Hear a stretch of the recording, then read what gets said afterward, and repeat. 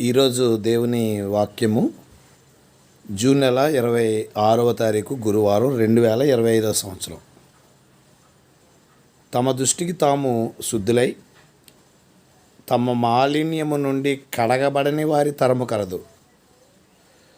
సామెతల గ్రంథము 30 అధ్యాయము 12వ వచనంలో ఈ మాటను చూస్తున్నాం. అద్భుతమైన మాట ఏంటంటే, తమ దృష్టికి తాము నీతి మంతులుగా లేక శుద్ధులుగా కనపడుతూ వారి లోపల ఏదైతే ఉందో దాని విషయంలో వారు కడగబడిన వారు చాలామంది ఉన్నారని.